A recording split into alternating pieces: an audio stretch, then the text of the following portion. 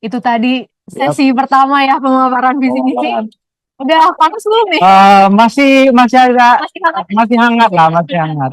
Iya, kembali lagi ke Prof. Paulus dan Mas Maftuh. Tadi tiga capres sudah menyampaikan visi misi.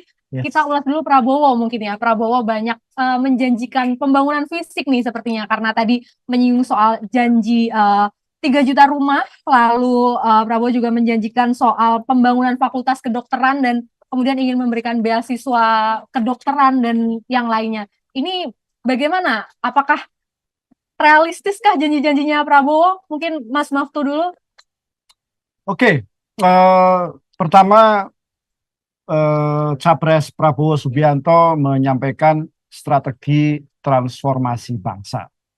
Nah, kalau saya lihat isi program-program yang ditawarkan dalam konteks transformasi itu kurang nyambung menurut saya. Karena apa yang terlihat itu hanya meneruskan apa yang kemarin sudah dijalankan di masa pemerintahan Presiden Joko Widodo dari 2014 sampai nanti 2024. Jadi transformasinya kurang strong kalau dia bicara transformasi.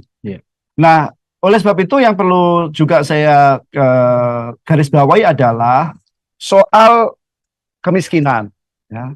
Kalau bicara transformasi untuk isu kemiskinan, harusnya berani ya memasang target yang ambisius. Harusnya berani menyampaikan langkah, ya kan? Ini nggak ada. Kami akan menghilangkan kemiskinan. Ya. Berapa yang mau dihilangkan? 1% kah? 5% kah?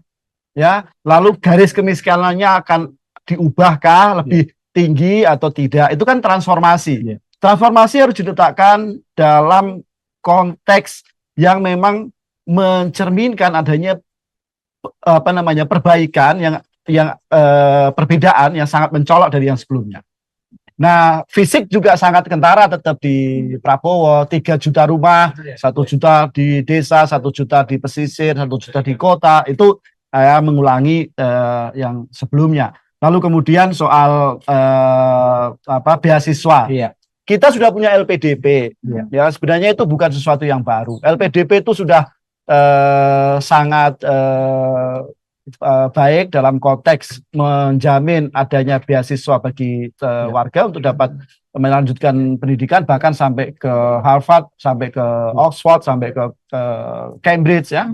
Dan dana yang dikelola LPDP sebagai dana abadi pendidikan itu sudah hampir 150 triliun. Artinya yaitu tinggal dijaga aja gitu. Jadi nothing new untuk urusan beasiswa. Oke, Prof. Paulus, tadi kita di awal ngobrolin soal paradigma baru begitu ya, Prof. Nah, dari yang disampaikan ketiga capres sendiri tadi, sudah ada yang baru belum nih, Prof? Sebentar, ini tadi kan cuma baru Pak Prabowo. Apa saya juga Pak Prabowo dulu? Boleh Pak Prabowo, lalu tiga-tiganya langsung tiga-tiganya. Ya, tadi dari Pak Prabowo memang kata-katanya bombastis bahwa transformasi bangsa ini. Di situ saya sebetulnya sudah senang ya karena wah termasuk budayanya tadi. Jadi budaya masyarakat Indonesia juga harus ditransformasi. Karena kalau kita menyebut itu ada bangsa yang hebat budayanya orang Jepang misalnya ya, orang Finlandia yang terkenal dengan ini dan budayanya bisa bagus. Tapi budaya kita masih banyak bermasalah. Nah, ternyata nggak ada. Kesananya masalah budaya yang tidak ada karena kemudian hubungannya dengan makan. Wah, itu sangat sektoral sekali ya. Seolah segala persoalan bangsa dia mau dinaikkan dan kemudian menjadi Indonesia emas hanya dengan diberi makan. Wah, itu benar-benar ikan dalam arti yang sebenarnya. Anggarannya juga kemarin sangat fantastis. Sangat fantastis sekali. Itu ya, saya melihat itu. Oke, yang bahwa ada rumah sakit modern di kota-kota dan rumah sakit dan puskesmas. Saya setuju.